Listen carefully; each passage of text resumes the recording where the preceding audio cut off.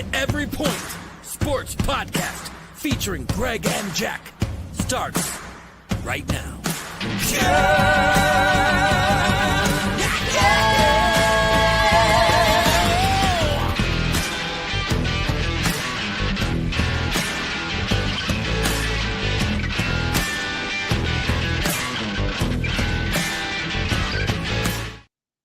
Oh, what's up, guys? Another Sunday at the Every Point Sports Podcast. I'm Jack Stash. We've got the OldGamerGK in the building. How are we feeling, Greg?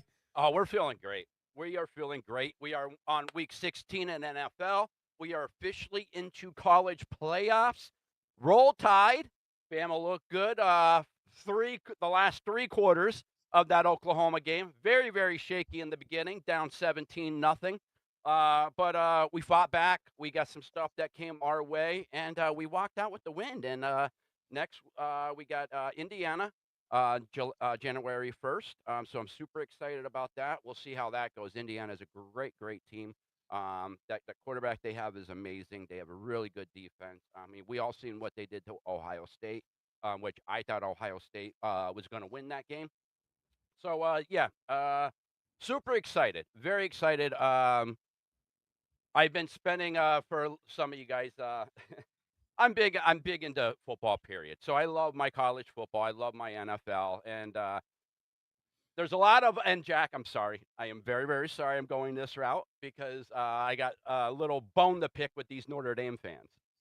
Why? Quit going after Oklahoma and Alabama. All right, saying that you guys deserve to be in over these guys. Listen, you played 7 teams. 7 of your wins came against ranked defenses 100 or worse. All right? You got a bone to pick Tulane and fucking, who was that other team? JMU, freaking James Madison University, whatever the hell they were. Like, are you kidding me? Like, those 2 teams shouldn't have been in. I would have much rather seen Notre Dame, Oregon play. Oh, that would have been great. I would have loved to seen Ole Miss, Texas play. Wouldn't those been 2 great games to see yesterday? I can't believe you led with racism. That's what I can't believe with. What, because I look like a leprechaun, I have to root for Notre Dame?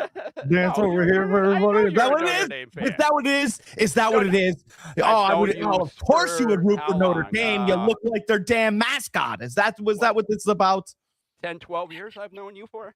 I know you're a Notre Dame fan. I do. I like Notre Dame.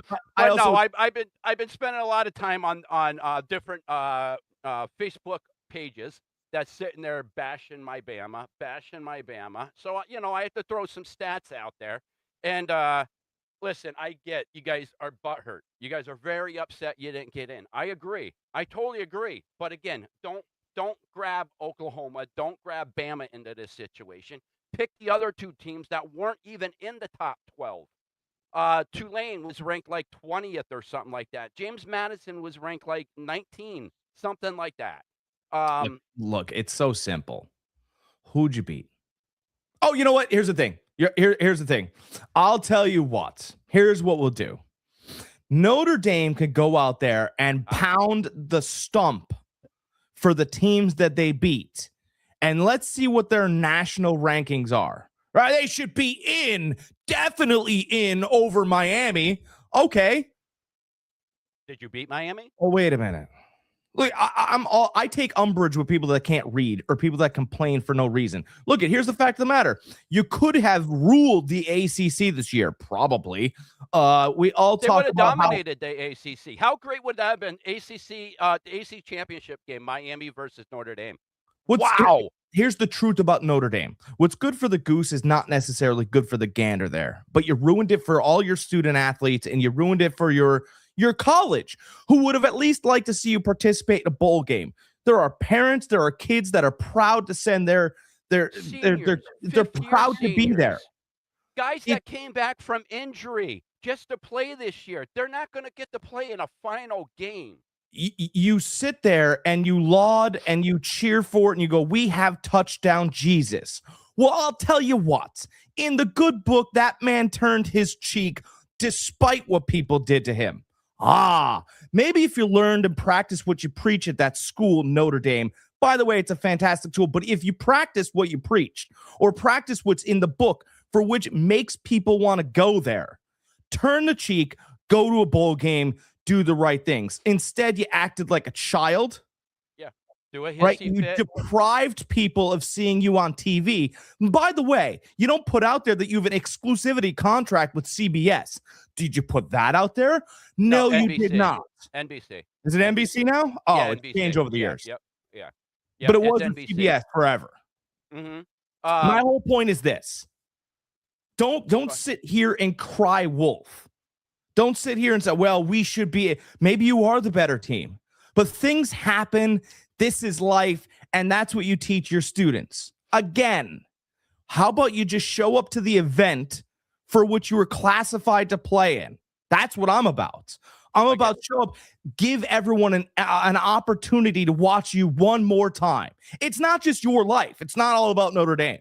There's a lot of other lives involved in this collegiate game. Play it. Yeah. Mm-hmm. And that's what I have to say. It's an embarrassment to the school. It's an embarrassment to the franchise. And the people that wear the colors deserve better. Yeah. 3 of their wins came across 2-win teams. They hanged their hat on the USC win, which I believe they finished 16, something like that, ranked. And Pitt, who's not even ranked. So, listen, guys, schedule a little bit better teams. And also maybe join a conference. Join the ACC. You're in the ACC for everything else. And then you want to dog the ACC for backing Miami, who is in the ACC. I don't even want to get into that. I just want to simply stick to football. But that AD over there at Notre Dame needs to be ashamed of himself the way he was talking. Shame on you, ACC, for backing Miami. Miami's part of the ACC. You're not. Your football team is not. Every other sport might be, but your football team is not. Join the ACC, then you can talk. By the way, and this will be the last, before we get into the NFL, I don't want to hear anything about James Madison, Tulane. I really don't. They're in a conference. The rules state if you win your conference no, that's the rules. That's the rules. But come on. It allows these, here's what it does. Because in the long run, here's what it does. It allows these teams national presence.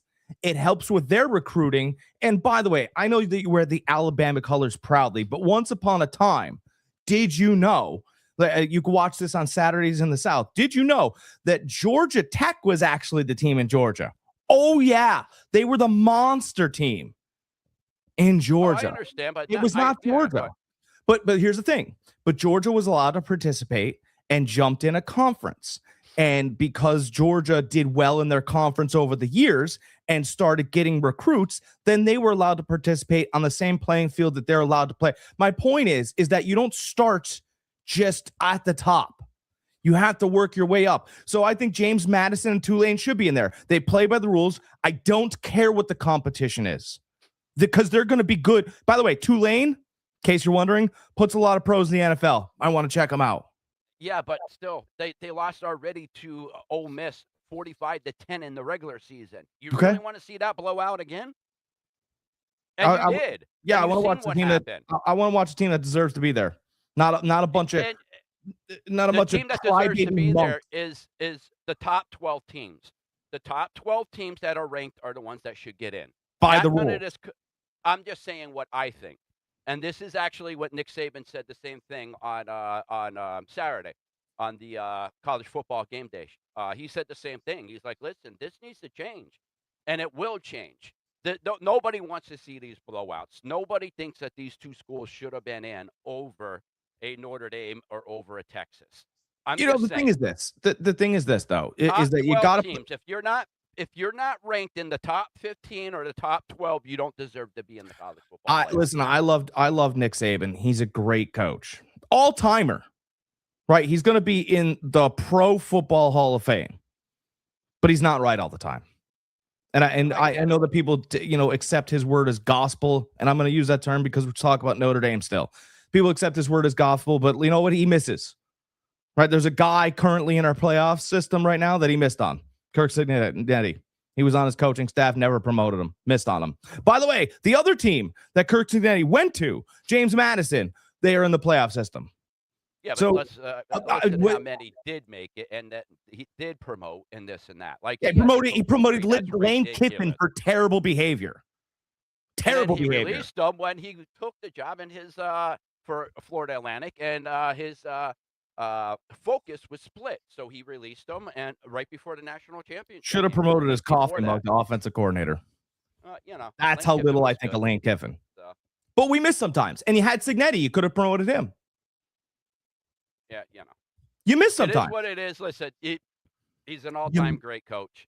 He is, but you do miss sometimes, and it's okay. And I'm okay with a couple of teams that maybe don't belong there, but they did what they were supposed to do according to the rules. But there is no now miss they're in when there. you use common sense. Common sense says a 12th ranked team should get in over a 20 ranked team. Yeah, it does. That's common sense. That doesn't take rocket science. It doesn't take outside the box thinking. A number 12 team should get in over a 20th ranked team. I'm gonna tell you right now, I think Tulane would have beaten Notre Dame. So I don't think.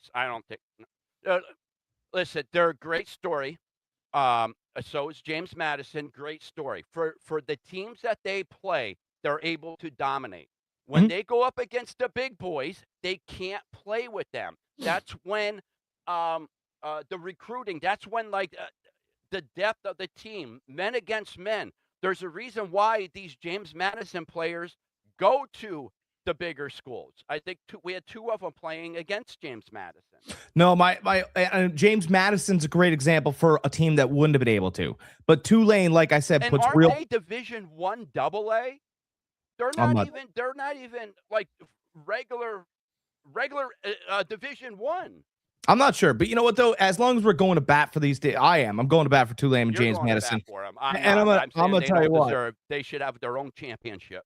The brand for which I'm coupled with gridironmancave.com, they have Tulane helmets. They have James Madison helmets available, not only because they've done well this year, but they keep them all year round for alma maters and people that do want to see some of that type of football. I think Tulane would have handled Notre Dame because Notre Dame was so great last year because they had that quarterback. By the way, he got drafted by the Colts. He's gone. So now they only have the running back, and I think Tulane's big boys are just as big as Notre Dame's big boys, and I think it would have been a 13-10 game. Who knows? They got the guys that can handle, and Notre Dame's got nobody besides that running back who's going pro, by the way, that's really special this year. I disagree. I mean, they have a top tier defense for what they played. So I think it would have been another blowout with Tulane. I think Notre Dame. I think Texas should have been in. That's just my opinion. I think you need to leave these Power 5 conferences out if you want to make them for their own championship. I'm all for it. They just can't compete with the big boys. They don't have the recruiting there. I understand what you're saying. Eventually, maybe getting this exposure, they will. They won't. These players will keep playing well for that school and then transferring during the transfer portal to a bigger school because they're going to get paid. Tulane and James Madison can't spend the money that an Ohio State or a Alabama or a Texas can spend. These schools are spending $25-40 million on their roster. A Tulane and especially a James Madison. Even Shady McCoy said on that podcast that they have with Ocho, or not Ocho, but the guy from Speakeasy. I forget what his name is. Okay. But anyways, what's that? No, I said okay. I'm listening. Okay. But he said he's like James Madison, like they can't even spend $5 million on their roster. They just don't have it like that. So that's a big difference, especially if you get a good quarterback in there. That you do get in to a playoff, and you expect the next year to make that leap. Maybe bring in another recruitment or two. You got your quarterback in place. Well, that quarterback's like, well, I can make $5 million over here. I'm getting what, $50,000 here? Bye. Listen, I'm all about that quarterbacks make a huge difference, and probably if you pay the guy the most, you'll do the best. And then they have the ball in their hand the most. So I mean, I get it. It's just I'm with you. And then you get UCLA. So Then you get UCLA. Indiana's quarterback was a transfer from Cal. Cal was Yeah. garbage. Indiana, garbage. So I think it's changing. I think the landscape's changing. I understand that our old school thinking is what it is, but I do think you're going to find new schools popping up. Indiana, by the way, until Cignetti got there, they were ranked dead last out of every single school in a conference. Yeah. Northwestern, Purdue, go down the line. Yeah. Absolutely. No, you're definitely right. That coach really turned the That turned shocked me, program by the around. way. I know we're spending a little bit of time on this. That shocked me. Indiana, out of every power school, go down the line. My team was terrible this year. Not as bad as Indiana for years and years and years. There are teams at the bottom of the barrel I can't even think of. Kentucky was a basketball school for a year, still put up better numbers than Indiana. North Carolina has a better record under Bill Belichick this year than Indiana has had for 5 years. I mean, since Cignetti got there. So it's been a layup. It's been a W. It's been an easy walk for years. And all of a sudden you find this cat out of nowhere who just implements his system. And I think those stories, the Davids sell just as well as the Goliaths. And I hope that we get some parity. We'll see. We'll see. Again, I just think if you're not ranked in the top 12, top 15, don't even bother being in the playoffs. My opinion. But we gave a shout out. We did a little college here. Let's move on to the pros. Oh, quick! I want to give a shout out to Bernard, Bama's wide receiver. If you guys didn't see that catch, Google it. Look it up on YouTube. It was ridiculous. He went around the wide corner, caught the ball on his back, came back on his back, completed the catch. Absolutely amazing catch. Moss just had him on their You Got Moss earlier today. So go check that out. Amazing, amazing catch. All right. So on that note, let's get into our docket this week. We got the Buffalo Bills at the Cleveland Browns. Bills are giving 10.5. Over under is 41.5. Bills are negative 575 money line. Cleveland is plus 425 money line. This is at Cleveland, bad weather, but it's Buffalo. They're used to bad weather. They don't care. I think Buffalo should win this. 10.5 is a lot, but Cleveland has been playing like utter garbage. It's a complete mess down there. Last week, Shedeur Sanders gets the wrong wristband before the game. Like what are they doing down there? I just think it's an utter disaster down there. I mean, I'm pretty much even thinking about just taking the Bills with the points, 10.5. Yeah. Here's the thing. Yeah, they gave him the wrong wristband on purpose, on accident. You know what? With Stefanski's track record, on purpose, guilty. It's a docket, right? He's guilty. It's just another mark on the chalkboard with him. I Right? can't. You cannot convince me. You know, if I was in a real courtroom, you couldn't convince me that he was this stupid. I mean, you can't convince me he's this stupid. So I can't be convinced that he's this stupid, then he's doing things on purpose. He's not the leader of an organization. And by the way, I knew Shedeur threw 3 interceptions. One was tipped, and it was a good read. The second one, Jerry Jeudy wouldn't start at Alabama now. That was embarrassing. Saban would have him running laps. It was pathetic. It was a touchdown. It was a beautifully thrown ball, by the way. And the third one, obviously, he was trying to push the ball down the field to Harold Fannin. Wasn't the greatest throw. You were down 3 scores. We can't just check down forever for stats, right? So you could say 3 interceptions, but time and place does matter in certain cases. He should have had a touchdown at Jeudy. We all be lauding him. The tipped ball, I mean, come on, tipped balls happen, right? Linebackers pop up, right? Yeah. So the armband is the story. The armband is the story. Absolutely. It's not his performance on the field. We all know what he can do when the right plays are called for him. We've seen another big mark against Stefanski is he won't commit to Shedeur for next year. And if in case anybody doesn't know, Watson has been starting to practice, and he's still under contract for another year. He's still owed a lot of money, and they're saying that he wants him to start next year. That's kind of what the rumor is right now. So what you do is you have to get rid of him. You have to get rid of him and look towards your future. Well, here's what the rumor's been. The rumor has been, it's been come out, by the way. This isn't, I'm not making this up. I'll make some more stuff up at the end of this podcast. But the Belichick? the The Belichick rumor? well, the rumor that has come out, I haven't heard about that, but the rumor that has Oh, come really? out Yeah. Yep. about Stefanski is that they're going to, and it's on Twitter, so everybody knows. I forget, Deshaun Watson was still in the league. Yeah, he's still there. They said that it depends on how the team responds to him over the next couple games. By the way, that is out in the open. Greg, you got a phone there? Yeah. Okay, let's see. I can see your phone. All right, see, I got one too. I bet, and we're not millionaires. By the way, every player's got a phone. Oh, we can get the guy fired if we just don't play hard?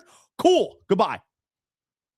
I mean, you know that's how they're looking at it. And it was put out there specifically pretty early in the week. And that line went from 7.5 to 8.5 to 9.5. You said we're at 10.5 now. If you take the Cleveland Browns, please go see somebody. So, really, it's the holiday season. We don't want anything happening here on the podcast. We love everybody. But seriously, go have your head examined if you take the Cleveland Browns with points on the money line. I really feel badly for the people you're surrounding yourself Yeah, with. I mean, the only thing positive for this team that's going right now, well, two things is you do got a future quarterback with Shador. At least you think you do. We'll have to see more what we can get with him, with a competent coach around him. And you got Myles Garrett, who's about ready to break the sack record. He needs 2 sacks to break the record. I can't wait till he breaks the record, because we all know, if you guys watch the podcast, you guys all know how I feel about Strahan and his freaking record. And record in quotation. Let me, and people that's in the vertical over here, look, quotation marks, record. Favre gave him the record. Favre, look it up, watch what he does. He just gave him a sack. But I don't want to digress. I can't wait till Garrett does get the record. He has, 3 games to get it? Yeah. So I can't wait. So, I mean, that's a bright spot there. They have 2 bright spots over there. Get rid of Stefanski. You'll be all right. And you know what? Here's the 2 things I know about Sanders. He throws a good-looking ball. Mm-hmm.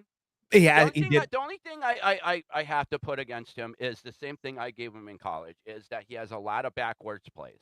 He gives up a lot of sacks. He likes to run backwards. I'd like to see him kind of mitigate that a little bit, But besides that, I don't mind. I think he can play in this league. He has good anticipation with the ball. He can throw it. He has above average arm strength.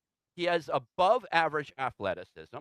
He can move in the pocket. Like, he has a lot of positives. He can put the ball in tough spots. That Njoku touchdown, I was like, it was disgusting. That other one to the other tight end that starts with an F. What's his name? Fannin. Yeah, Fannin. That was another nice ball. Like the kid can place a nice ball. Yeah. So okay, but you have to be able to do that, and you can't. You can't be guessing, and he's not. The other thing too is he's not shy of the pocket. There are a lot of quarterbacks that come out now, and I think some of the scouting has actually focused on them. Whether they can break outside the pocket, are they a running quarterback? And Shador remakes a pocket, and I'm not going to say it's like Tom Brady, but he doesn't mind having the chaos around him. And I believe that there are some quarterbacks that don't deliver the ball well while getting pounded in the chest. He actually is okay with it. Phillip Rivers is another one. Pound me. Some guys like getting hit in the pocket, and some guys want to get out of there. He won last night, but Caleb Williams doesn't really like that little area. And I've always compared him to another college player because he kind of fits the size and the everything. I always compared Caleb Williams to Johnny Manziel. At 6 foot, really can move around, can really throw off different arm areas and platforms. Doesn't care what you think, despite most people thinking that they both might. They do not. Both 6 foot. They're not monsters. Like, you think Caleb Williams is really tall, this really big guy. He's not.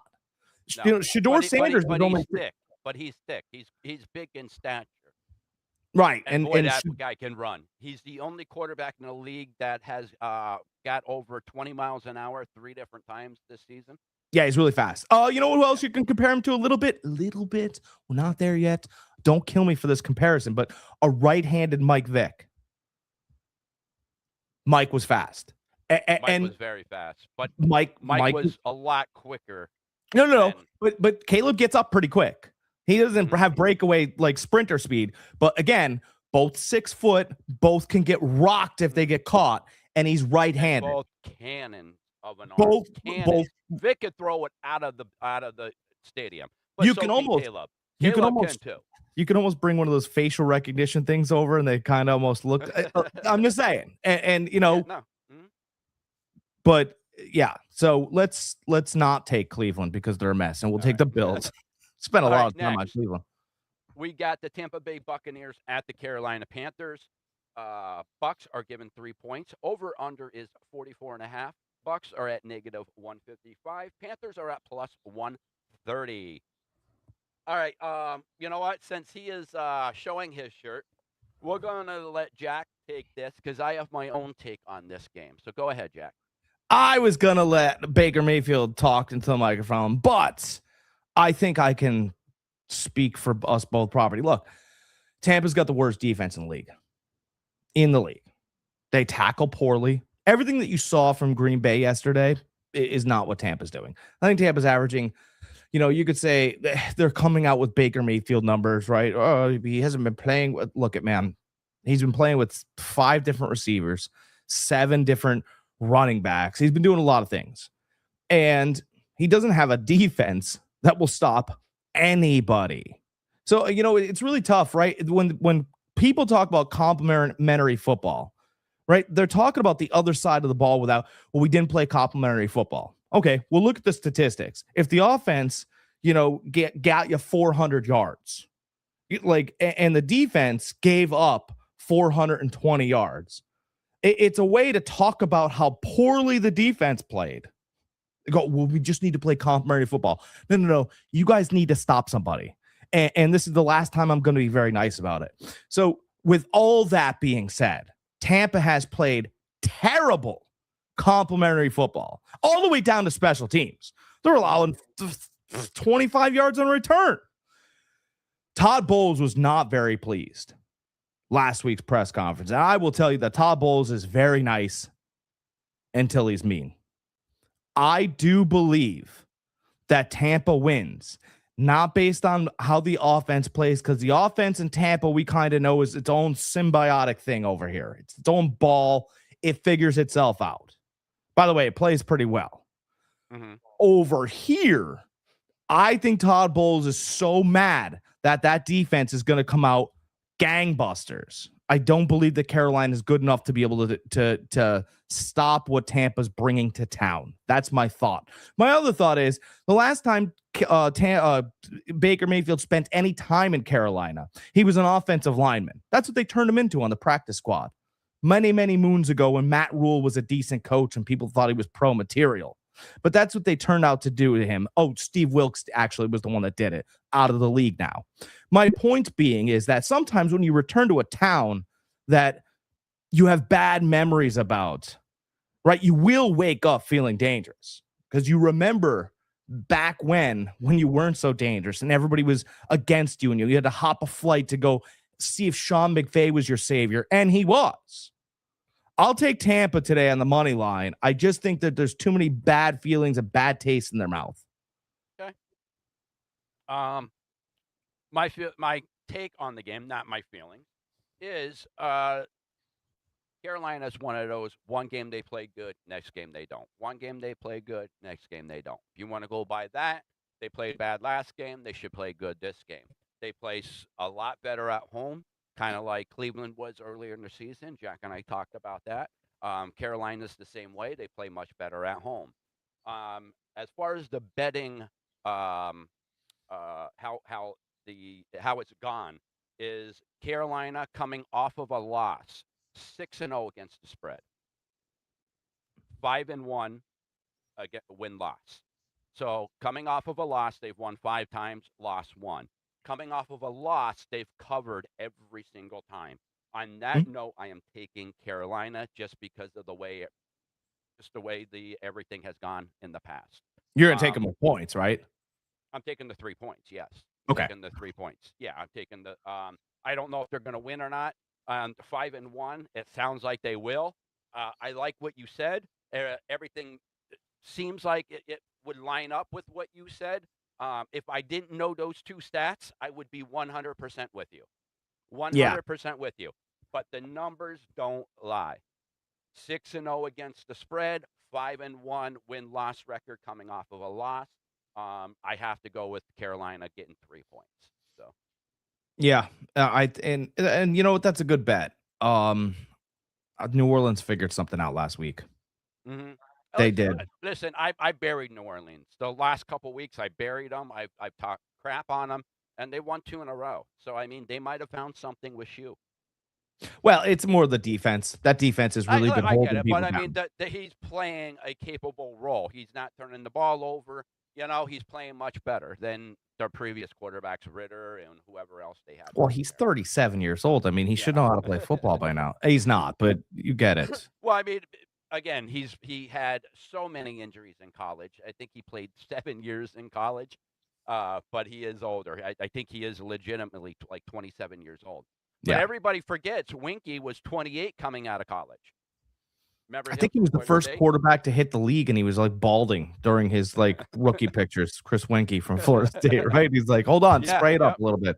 Yeah, Spray 28 it up. years old. Yeah, he played minor league baseball for Chris Winkie so. looked like LeBron James does now when he entered the league. I don't care. All right, Let's go to the Jack next is game. taking the Bucks here. I am taking Carolina with the points. Next, we got the LA Chargers at the Dallas Cowboys. Chargers are getting 1.5. Over under is 50.5. Chargers are at plus 102. Dallas is at negative 122. Tell you what, I love the over here.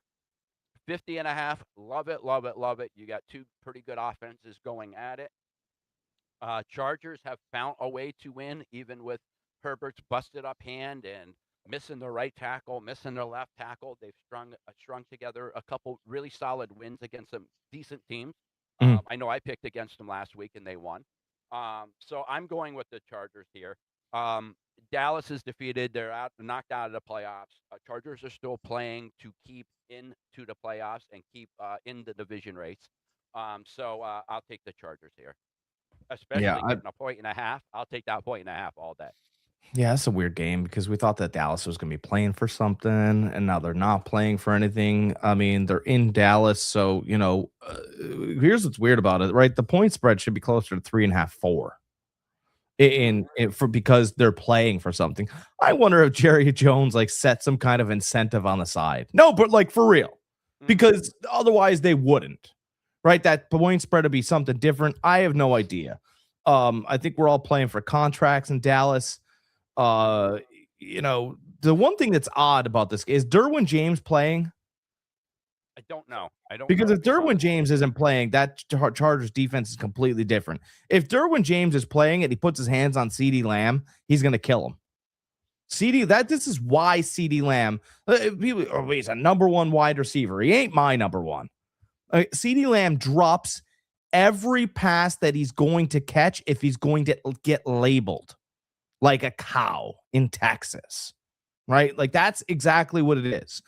If CeeDee Lamb has the opportunity to get absolutely knocked out, blackout drunk on the ground by a safety, he drops it. And he's got a lot of drops like that this year. His slants where he's protected, his back shoulder throws, he catches all them. Every once in a while, though, you got to go across the middle. Am I right, Keyshawn Johnson? You got to be a little crazy.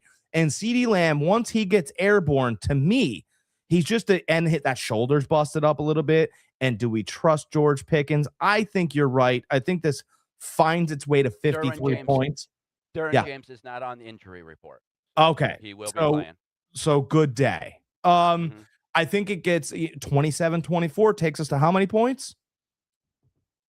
51. 51. 27-24 is my prediction. I think it'll land in that area. Give me Dallas. I don't know why. And I'm taking Dallas, not to just go against you, but I want people to think about this. The line should be completely different. Mm-hmm. So is Dallas' defense a little dirty? Are they going to scrap at that bad hand of her? I don't know. I You really have to do. remember, even though they say that it doesn't, but Jack and I know it does, is that home team still gets 3 points. They say that it doesn't, but they automatically give the home team 3 points. Yeah. Yeah. So we'll see. I like the over best here, and we'll move on. Yeah, I like the over, and like I said, I'll take the 1.5 with the Chargers. Next, we got the Cincinnati Bengals at the Miami Dolphins. Bengals are giving 3.5. Over under is 48.5. Bengals are at negative 205 money line. Miami is at plus 170 money line. For anybody that doesn't know, Tua is benched. They're starting Ewers instead of Wilson, who we all thought. What the hell is his first name? Second pick by the Jets. Quarterback. Zach Wilson. Now. Zach Wilson, that's it. Everybody thought it was going to be Zach Wilson. He's number 2 on the depth chart. Ewers was 3rd on the depth chart. Even Zach was like kind of dumbfounded by it. They asked Tua earlier in the week, what he thought of it. He's like, listen, if I'll help Zach any way I can. It didn't end up being Zach. So Miami kind of wants to see, I guess, what they got with Ewers. They kind of know what Zach is. Zach Wilson's like, stop helping me.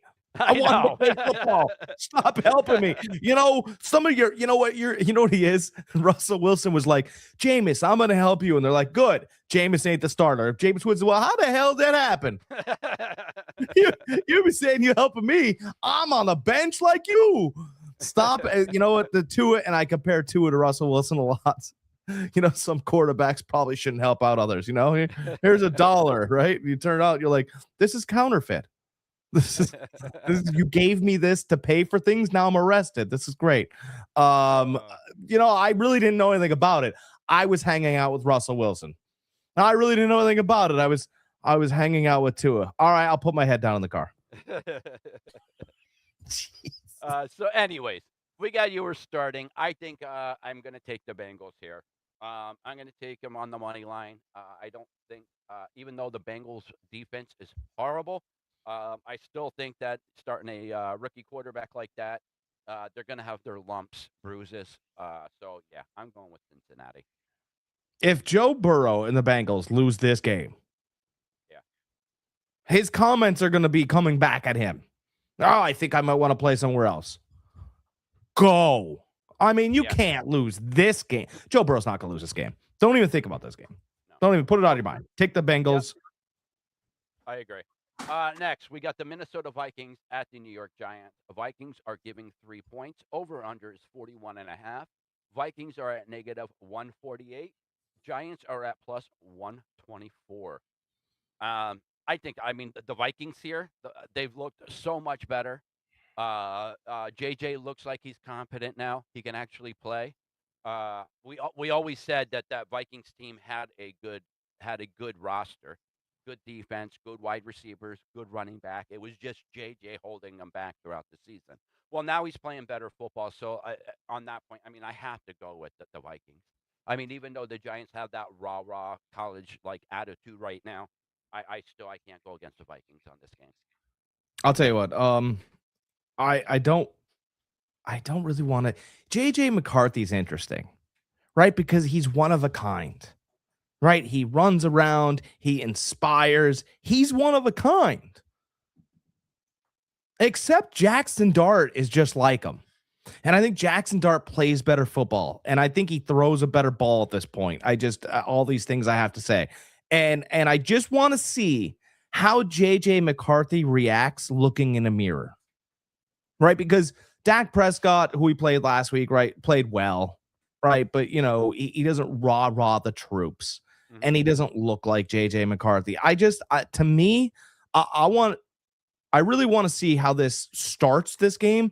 But my heart, I really want to take the Giants. I like the Giants. It's at home. It's outside. It's cold. And that's not to say JJ can't play in those conditions. But, I just don't think Jackson Dart's going to curl up and die here.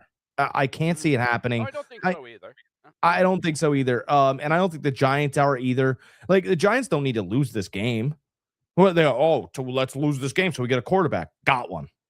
You have some things in place. You're just going to be coach shopping in the offseason. And by the way, if you tank games late, it doesn't make coaches raise their hand for, this team? Boy, they seem like fighters. They don't. And I think right now what the Giants are going to want to do is sit there and go, hey, let's prove that we're worthy of getting a good guy in here. I'll take the Giants with the points. I got a feeling. Yeah, I know Dallas is a much better team than the Giants. Minnesota, listen, I know everybody who watched. I picked Dallas. Well, I did switch my pick that day. I switched my pick to the Vikings. I won on that. I just think the Vikings are playing much better football now that JJ isn't really sucking up. And what's his alter ego called? Nine throwing it to the other team. We got JJ, not 9. So well, just one last thing is that the Cowboys D line is terrible. Mm-hmm. Well, right. So they're a lot better with Quentin Williams there, but he did go out last game. Yeah. And so when JJ has time and he doesn't have to move those feet around, when his feet are perfect, he's a great quarterback. You aren't going to have that in New York against that D line. No, but that offensive line is a good defense or offensive line for the Vikings. They are. But no, you're right. The Giants have. I mean, if there's the one strength on their team is that defensive line. I mean, they have multiple first-round picks on that defensive line. You're definitely right with that. And so my only thing is that if JJ stays here, he's good. If you guys are just listening to me on your phones or the radio, right? If he's straight ahead and he's able to diagnose everything, he's good. As soon as those eyes, and we've seen him a lot, hit the carpet for a second and he looks left and then he looks right and then he's starting a circle, that's a problem. Jackson Dart can be thrown like a rag doll and he's getting up and doesn't care. 27-21 Minnesota. Jefferson finally has 100 yards. Look, I like that. That's a great Jefferson could have a good game and McCarthy could connect and all these things happen. Those eyes though, Nick, and he starts putting those eyes on the ground and it's going to become a problem. And I don't think he likes getting hit to whereas Jackson Dart apparently likes being thrown 5 feet in the air and stumbling onto the ground. I only want the Giants with the points here. By the way, I don't want the money line. I throw it away. All right. You're taking the 3. I'm taking Minnesota to win straight up. I'll take the minus 148. I can win a couple bucks with that. Next, we got the Kansas City Chiefs at the Tennessee Titans. Chiefs are giving 3 points. Over-under is 37.5. Money line, negative 185 for the Chiefs, plus 154 for the Titans. For all of you that don't know, Mahomes is out towards ACL and LCL. Gardner Minshew will be the starter this week, so that's why the spread is negative 3 points. Ultimately, I don't know who wins here, but I'm going to take the Kansas City Chiefs. I mean, the Titans, they've won, 2 games for a reason? So, I'm going to take even a Gardner Minshew led Chiefs. Listen, he was a starter at one point in the league. He has experience. He can play the game, so that's why I'm going to go with them. Yeah, and it feels every week feels like a Chiefs spot. Yeah. I've rolled with them for I think the last probably 4 or 5 weeks in a row. I've rolled with them. But again, it's the Titans. I can't see the Titans winning this game. I really can't.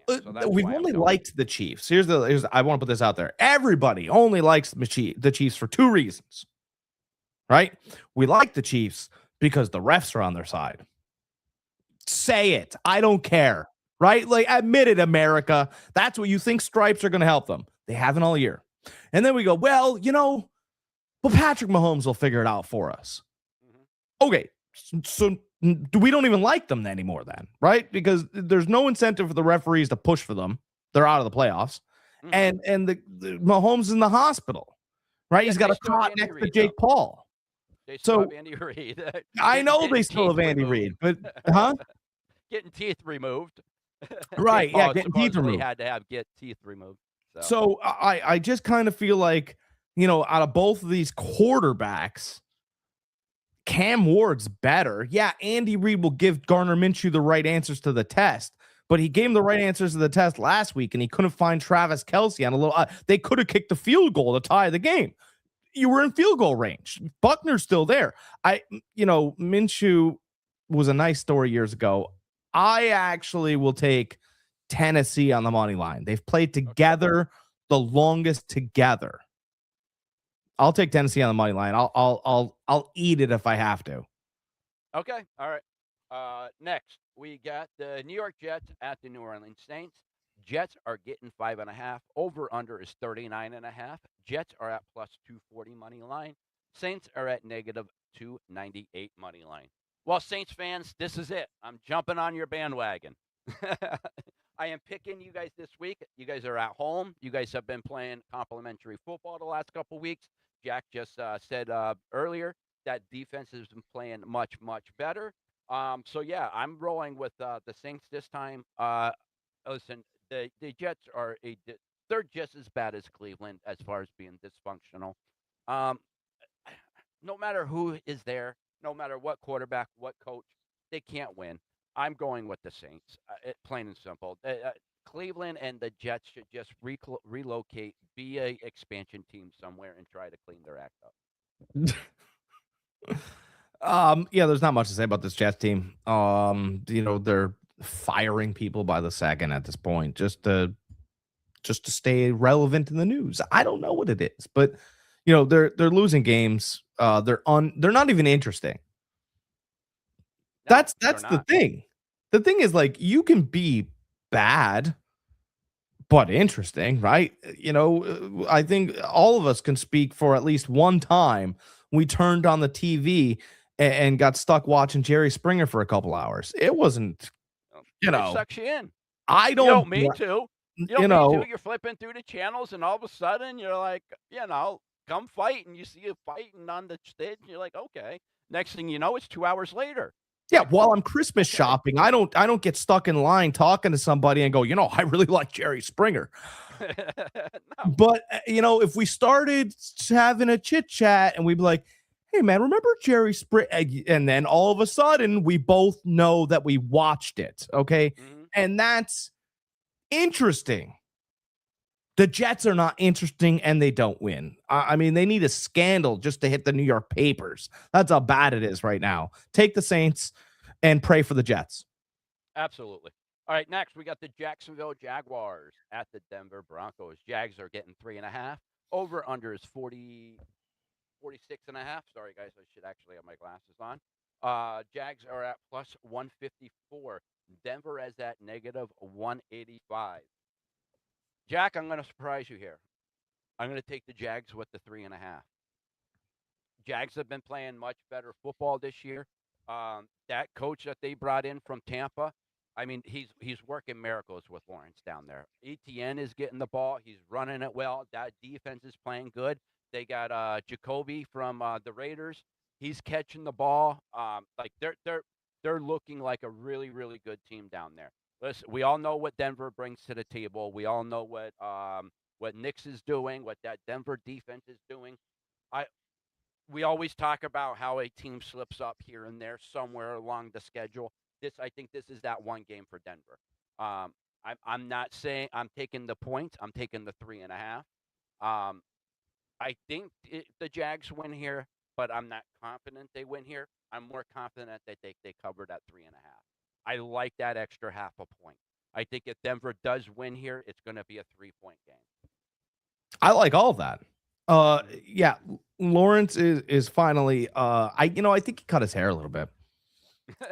No, and the only reason why I think I'm not exactly sure is it seems that he's starting to listen to what Liam Cohen is preaching. For you even to give him a slight compliment, hell is freezing over. I'm telling you guys right now.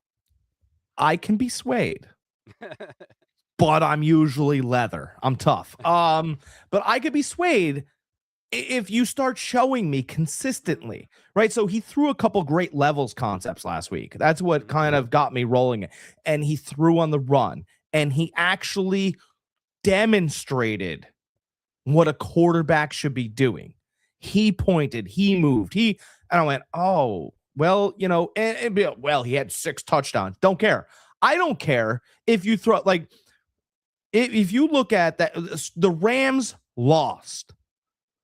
Right. But when I watched that game, it was the closest I've seen to how Tom Brady orchestrated an offense in a loss in Matt Stafford.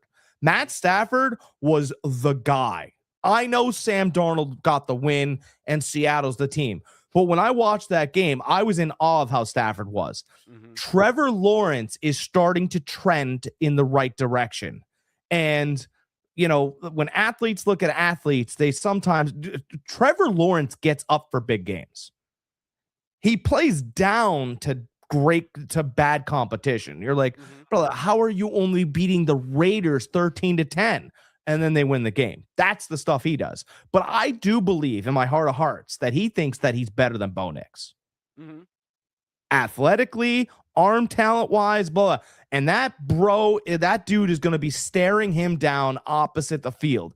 And this is one of those, it feels like a college game, right? They're still two young kids trying to prove themselves in this league, like you said. And I just think that Trevor Lawrence, like, bro, look at this, Chin. This ain't happening here. Bro, I know you're winning in Denver, but I ain't, no. And right. So I do want to take the 3.5. I also caution because I think that there's going to be an opportunity to get better points for Jacksonville.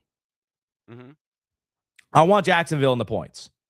I think Jacksonville wins and surprises, and we wake up tomorrow morning and everybody's like, are the Jaguars Super Bowl bound? And then we all shift to one side and it gets crazy again. But it is a great spot, much like New England last week. Right? Much like it was Josh Allen's time to stamp out that fire. I do think Trevor Lawrence, in the same fashion, on the road, pops up and you're like, okay, this is the guy we drafted. I'm on board. Give me Jacksonville. I'm riding with Greg. And listen, I love Baker. I love his drive, how he is. He's a really good quarterback. I was banging the drum earlier in the season for him being an MVP. Last year, banging the drum, MVP. Look at the difference with his team, how he's played between last year and this year. When he had what's his name? Cohen? Yeah. Is that his name? Yeah. Cohen? Listen, the guy is a good coach. He really is. I mean, look what he did with Baker and now what he's doing with Lawrence. He really is. He's doing a very, very good job, and I don't think he's getting the credit that he really deserves down there. No, I mean, he had Mayfield with the Rams, and Bowles said who, and he goes, that guy. Yeah. And he goes, oh, okay. That guy? Sure. No, I like him. All right. Next, we got the Atlanta Falcons at the Arizona Cardinals. Falcons are giving 3. Over under is 48.5. Money line, -155 for Atlanta, plus 130 for the Cardinals. Listen, Atlanta should win this. I mean, when is their roster going to show up? They have a decent roster. They have a good defense as far as draft picks and people in the right spot, whether they haven't been able to put it together on the field consistently. Same thing with offense. They have a running back. They have a good tight end. They have a good wide receiver. Cousins is serviceable back there. Like, they should win this game. I'm taking the Falcons, but I'm taking the Falcons cautiously. Yeah, it's a little interesting because although they have, a lot of, they have all the ingredients. Yeah. They have all the everything ingredients. to make a good meal. They really do. But They don't do. have a chef to put it together. See, here we go now, right? Everybody that works around the head chef hates him. That's a real problem, right? Oh, yeah. So think of the restaurant, right? Think of any restaurant. A lot of restaurants, by the way, have the same ingredients. Just in case you guys wonder, but they get to the special Vidalia onions. Yeah, but I can give Vidalia onions too. But that guy that I hired, that I'm contracted in with, everybody hates him, and I'm kind of stuck here because it's the season to where I got to keep him. Yeah, I'll get rid of him soon, but I can't yet. Right? Yeah. Servers don't run food correctly for him. He screams and belittles all the teammates around him. Right? He could just ask nicely, but he yells or throws things. Mhm. I think Raheem Morris is a nice, passionate coach. I think he's also done because he was the second pick to get that job there. Remember when Bill Belichick was supposed to get it? Yeah. Yep. Yeah, he was supposed to get it, and he was going to bring in some of his guys and this, that, and the other thing, and get the gang back together. And I think that would have worked a lot better than what we have here. And let's not forget, they had a chance to get Harbaugh too. But then Yeah. people inside the building, in the offices, was like, we're not sure if we really want to work with him. I've heard like kind of have to walk on eggshells around him. He kind of like what's everybody on edge because listen, anybody that doesn't know Harbaugh, he likes that. He thinks if you're on edge, you have that competitive advantage. So he likes everybody. It's true. He likes everybody to be on edge, including himself. So I can understand how that can wear thin on some teams, but winning cures all, man. Well, Raheem Morris kind of to me is just he looks like a pterodactyl first of all, and now he's a pterodactyl that doesn't he? Tell me he doesn't look like a pterodactyl. Go ahead, pull up the Where's his- picture while you guys are where's watching his this wing? podcast and go, the teeth and here and the face. Yeah, right. He looks like a pterodactyl, and people are only scared of a pterodactyl because they're up in the air. They make that noise and they bite. But he doesn't bite. He's too nice or something. I don't know. He mismanages games at certain spots. He doesn't quite have the ferocity of a pterodactyl. And I think at the end of the season, Arthur Blank's got to sit there and go, but I gave you enough, right? Like you even picked your own quarterback and it hasn't really worked here. I can give you another Even season. though I but think Penix will work out at some point. If he can get over this injury bug, he showed promise. if he's losing, but in Arizona, they believe in that coach. Yeah. And they should. And they should. So I'll ride with Brissett and Gannon. Okay. I have to. Okay. I got you. All right, next we got the Pittsburgh Steelers at the Detroit Lions. Pittsburgh's at 7 getting 7.5. Over under is 52.5. Steelers are at plus 320. Detroit's at negative 410. I like Detroit here and the over. I'm not taking the 7.5, just the money line. What I would do is I would parlay the money line with Detroit and the over on this game. Yeah, I understand what's going on in this game, right? It's Aaron Rodgers, it's indoors, there's a lot of it's. Mm-hmm. But I mean, Detroit's a more talented roster. And they right? need to keep winning to stay in the playoff hunt. They need to keep winning. They got incentive the other night because Green Bay lost, right? So Green Bay essentially is going to be on the outside looking in if Detroit handles Pittsburgh at home. It's at home, right? So if it was in Pittsburgh, I think this would be a different story. There are rumors and calculations against Jared Goff's arm being able to cut through the cold and the wind. It doesn't play as well as it does indoors. But we're in Detroit. We've got all the athletes. TJ Watt's not going to be on the opposite side, so we don't have to worry about Jared Goff having a run or worry about a guy coming around the corner. I'm sure Pittsburgh has other talent, but they didn't pay the cat to sit on the sideline and be injured. So, at the end of the day, I think Detroit has more answers and Pittsburgh leaves this game with more questions. Give me Detroit on the money line. Let's not get greedy.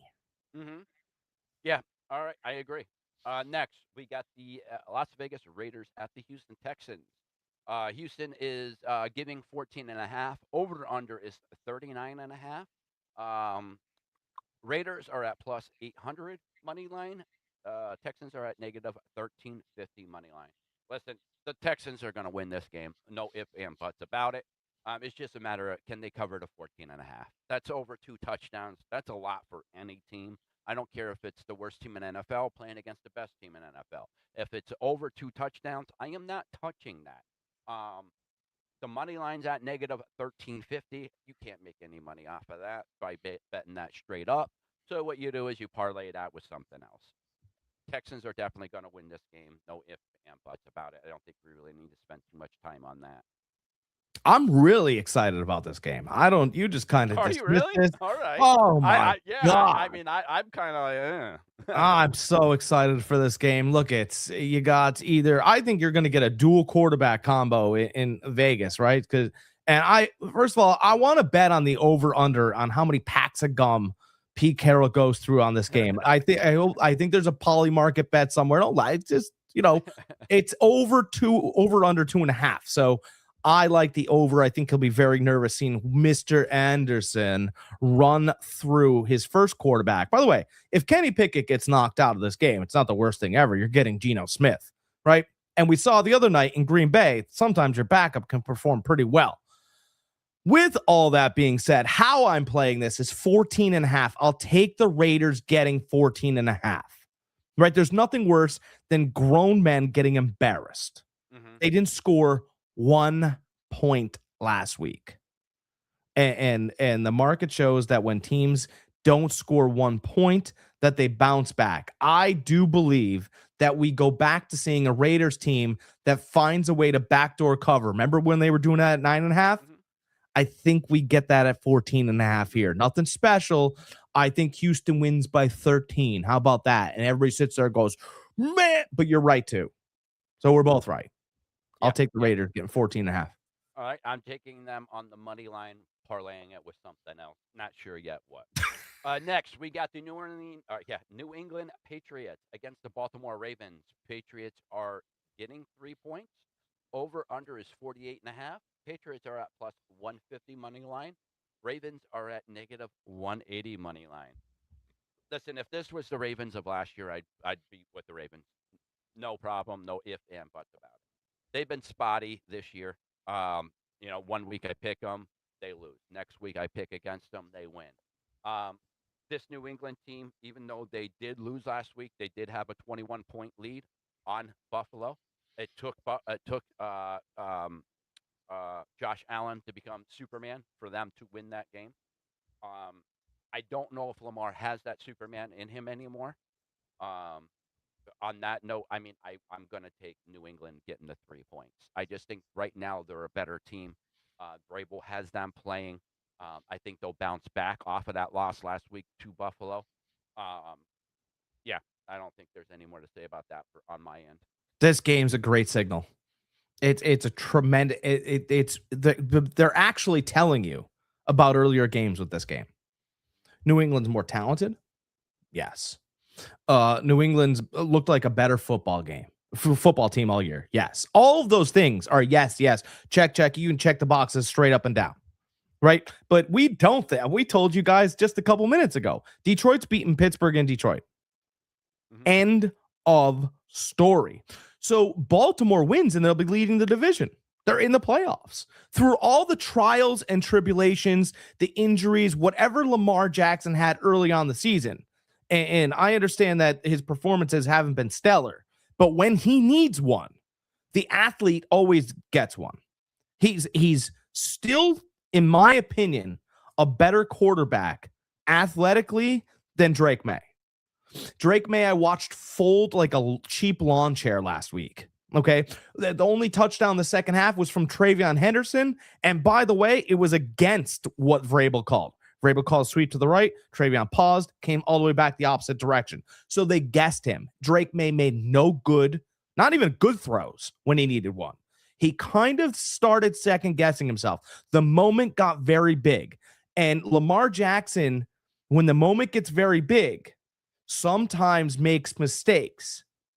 That's true against Mahomes, against Josh Allen, against Joe Burrow, against basically a rookie. Never. He takes rookies to the woodshed. Ask CJ Stroud in the playoffs. And it's going to be for division lead. So as bad as Baltimore's been this year, they have an opportunity to grab a stronghold of that division as long as they could beat New England at home. By the way, no one wants to talk about the fact that Mike Vrabel didn't want to hold on to and, was going to, and there was rumors in the air that Derrick Henry was going to be gone while he was there anyway. Oh, the rumors were circulating when Vrabel was there. And I don't think there's a man on New England that could stop Derrick Henry. So I'll actually take Baltimore on the money line, and I think they win by 10. But Vrabel runs a very strict defense, almost like Belichick, right? So he runs make sure you're getting in your lanes, make sure you're here. Very disciplined is the word I'm looking for, right? Very orthodox. How are you going to stop Lamar Jackson? You don't know where the hell he's going. He can still run like he's always been able to run. He's made a few mistakes. I'll take Baltimore, and everybody wakes up going, well, geez, we thought New England was going to be, and Buffalo's going to win today too, and they're going to take the division lead. Okay. All right, so you like the Ravens?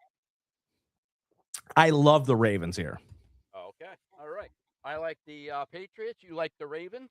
Next, we got the Monday night game. We got the 49ers at the Indianapolis Colts. Niners are giving 5.5. Over-under is 46.5. Niners are at negative 250 money line. Colts are at plus 205 money line. Listen, the Colts played a very good game against Seattle last week. But Seattle did exactly what I said they were going to do, is run the ball, and get out of there just with the win. They didn't want to show too much. They were going against the Rams the following week, so that's what they were gearing up for. That game worked out exactly the way I thought it would, even though I thought Seattle would win by a little bit more than 3 points. I didn't think it'd be a field goal game like it was. That defense showed up. Listen, Rivers showed he can't throw the ball. Can't. I mean, he could throw those flats a little bit, but anything he pushed downfield, he wasn't able to. He still knows the game. He made some good decisions. I think he passed for 128 yards, I think it was. They're still a very run-dependent team. I like the Niners here. No, taking my heart out of it. Niners on the money line. I'm not touching the 5.5, especially after last week. Listen, they hung in even with a run-heavy Seattle, but the thing is they hung with them. So here I am taking the Niners on the money line. I don't think I think Brock Purdy has been playing a lot better football. They've been getting healthier. So yeah, that's where I'm going with on this. So we all know we've seen a glimpse into what happens in the NBA, right? You know, the whole Chauncey Billups, the whole, gambling scandal, which we haven't heard about in months, right? Oh, it's really interesting how that just went away pretty quickly after Chauncey Billups showed up in a courtroom wearing a hoodie that had an agency on it. That was really interesting, right? And the reason why I bring this up is because what I've heard is that although, Phillip Rivers has come back to save the Colts, he's also come back to save himself. I've heard that Phillip Rivers has quite the gambling issue himself, and nobody really knows about it. It's very quiet. Okay. But he comes back to football, and I just think it's really interesting that, all the games for which it doesn't look like he should be involved in, he's covering. Right? Covered last week. Now it's 5.5. And I will tell you that wise guys are all over the Indianapolis Colts 5.5. All over it. All over the 5.5. Listen, I think San Francisco probably wins, but with all of that bullshit fake information that I just gave you about Phillip Rivers, I told you I would lie to you. You just had to wait for it. None of that's true about Phillip Rivers having a gambling problem, but Greg was like, I was gonna say, I never heard that. I mean, as far as I know, I thought he was like the guy doesn't even swear. Listen, He's such a Christian man. It's crazy. He doesn't. He's like Michael Jordan. He's got a competition problem. Yeah, he does. And he is one of the biggest trash talkers on the field, too. Well, think about it. If you still want to play football at the age of 44, get off your couch and not really play, you do have a competition problem. Now, is it gambling? I may have driven that car a bit too far, but I do like Phillip Rivers and the Indianapolis Colts 5.5, because I do believe that they're just mostly going to run the ball. And I do think that I haven't all year loved San Francisco's defense since Fred Warner's been out. Greg hasn't either. We're being honest. I think San Francisco has enough to probably win by. By the way, who's San Fran playing next week? You're the San Fran guru. We finish up with the Bears and then Seattle. Just so that you guys don't, in case you guys don't know, if the Niners win out, they have the number 1 seed. Mm. If we beat Colts this week, we beat the Bears next week, and then we finish off and beat Seattle at home at Levi's, we get the number 1 seed and win the division.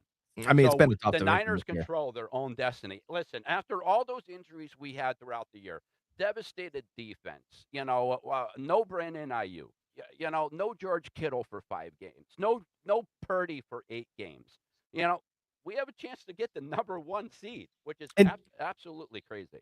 until you said Ayuk, until you said Purdy, I thought you were talking about the Baltimore Ravens. It's wild. But Yeah. they don't have a chance to get the number 1 seed.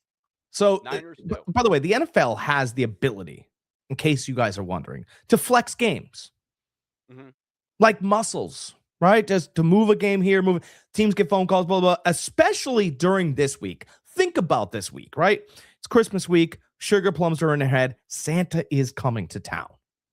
And you had the ability to move a game here, move a game there. You could have moved maybe Philadelphia, Washington to this late night slot. I mean, heck, you could have moved Green Bay and Chicago if you really needed to, right? Could have done all these things. They left San Francisco and Indianapolis alone for Sunday Night Football. If you don't think Phillip Rivers is going to play well or better than last week, I just feel like you're the wool over your eyes, and you might as well drive that same car that you got in when I told you that Phillip Rivers was a gambling addict. I don't believe that Indianapolis shaking your head for. I don't believe Indianapolis is going to play poorly. I think they're a good team. I think San Francisco wins by 3.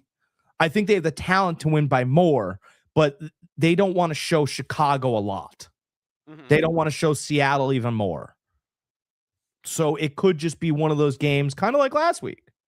Seattle didn't want to show a lot of cards, and then they picked up a great win. I don't know if San Francisco wants to show the full slate because they don't need to. Gotcha. And by the way, a rumor that could happen. I like Christian McCaffrey's unders tonight. We want to save that kid. Okay. I think you can get away with other toys. If you need him, fine. But I don't think we're going to be running wheels off Christian McCaffrey. And all they're going to be telling you on Sunday Night Football is, well, I really like Christian McCaffrey tonight. Oh, do ya? I do not. Stay away from Christian McCaffrey prop bets. That's my guess. Okay. Guys, I'm trying to bring up the games and they're not loading for some reason. What do we got on Christmas Day? Let's go through Christmas Day real quick. I'll tell you one. Yeah. I'll give you an easy one. It doesn't matter. I mean, you can load them up. I already know a game that's going on Christmas Day, right? After the Broncos mysteriously lose a game at home this week. Oh, it can't be done. Yeah, it's going to happen. Those Broncos will be bucked, I believe, by the Jaguars today. And they get Kansas City on Christmas Day. What a gift! What a gift! Because Kansas City's finished, right? They're dead in the water. They're losing. It's so bad. I feel like the flint at Arrowhead is starting to be whittled down to just a rock that's been eroded, right? The dreams of Mahomes taking us to the playoffs are quickly wafting away into the night. The Broncos will get back at the Kansas City Chiefs next week for Christmas Day. I don't know what it all is on the slate, and I don't know if we can get to it. I don't know why it's not loading. Because they don't want us to be able to gamble and get ahead and get all those things, right? Can't have nice things, even though we want them. Let me see. Let me just bring up the. But I do believe that Bo Nix will be good enough to be a Mahomes-less Kansas City Chiefs. I agree. I like a bounce back game by Denver. I think they're going to lose this week. I like a bounce back game by Denver for that game. There's no spread on the world that you want to play. It's probably going to be 13.5. It's 6.5 or -6 right now. Denver's giving 6. Denver's giving 6. Yeah. I would take that now. Okay. Now, the other one is first game is the Dallas Cowboys at the Washington Commanders. Dallas is giving 3.5. Over under is 51.5. Uh, Washington's at negative 190, or sorry, plus 164 money line, and Mhm. Dallas is at negative 198 money line. I like Dallas here. I think Dallas is going to lose this week. They're going to bounce back, beat Washington. Washington's defense is not good. I don't know what's going on with Mariota. I know he got hurt last night or yesterday. Mhm. So no Daniels, possibly no Mariota. Down to the third string quarterback. Yeah, give me Dallas. Hmm. That's a little interesting. G- I know that Daniels is shut down, but I wonder if we get a Christmas miracle, right? I wonder. No, I do, right?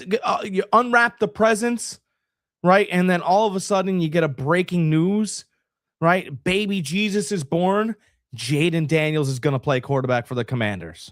I don't look, it's not in the Bible, but biblically speaking, that would be a fantastic miracle for the Washington Commanders, would it not? I Yeah. think it would be. Mhm. Yeah.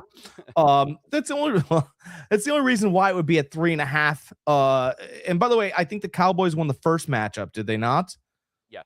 We know how we like to jump and say and jump and say. And by the way, we know everything about Washington. If and when Dallas loses today, right, does their surrender towel get thrown onto the ground? Their troops start sitting too, and now we find out whose backups are better. It's a little interesting, right? We're Yeah. going to get Hmm. a lot of if there's an upset to be had, it's not going to be Denver over Kansas City Hmm. on Christmas No. Day. Mm-mm. No. Right. So maybe those Commanders have a little in store for us. And by the way, if the Commanders do find a way to cover some sort of spread, then that Denver, I would send my deed to my house to some mafioso to somebody. I would bet my house on Denver. Okay. I like Denver too. I like Dallas here. Uh, Now the best game I think of Christmas is Detroit at Minnesota. Right now, Detroit is giving 3.5. Over under is 48.5. Detroit's at negative 192 money line. Minnesota's at plus 160 money line. Listen, Minnesota could be the spoiler right here to Detroit from making the playoffs or even having a chance at getting in the playoffs. So this is going to be very interesting. Um, Ultimately, I do think Detroit is a better team. I don't think that they will drop it here, even though I like Minnesota. I like how JJ's been playing. I like that roster. I just think Detroit doesn't lose this game. I think they win this game, even though it's at Minnesota. Yeah, maybe we get our favorites back too. Remember how every upset happened on Thanksgiving? Yeah, Maybe we get our favorites back on Christmas. It could happen. possibility. It could Yeah, happen. that Games are is kicked it. off. It is 106. Don't be in a hurry. Relax, settle, and do what I've been doing. If you can't find anything you like really early, head on over to Italian basketball because that's what I've been betting all morning with great success, by the way. I'll tell you what, I know a lot about Italian basketball. I was betting Egyptian basketball last night, and I'll tell you what, I'm the king of Cairo. Yeah, I am. I am. They're going to erect a pyramid that looks like my face with a wolf's back end, right? Because I'm big into wolves, right? So they got a lion already. They're gonna have a mustache man with a wolf over there in Cairo, and hopefully this podcast makes it all the way across the water so they can hear this. Well, And Jack, good luck on that. Good luck on everybody's picks this week. I hope you guys win some money. Um, Christmas is right around the corner, guys. We won't see you guys back until after Christmas.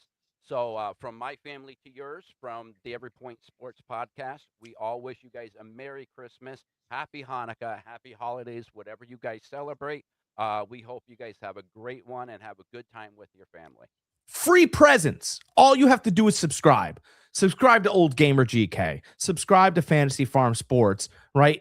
Boost our subscriptions, watch the podcasts, and that's a free present that you can send our way, and it costs nobody nothing, and I know you're hitting these picks today. All right, guys. As always, be excellent to each other.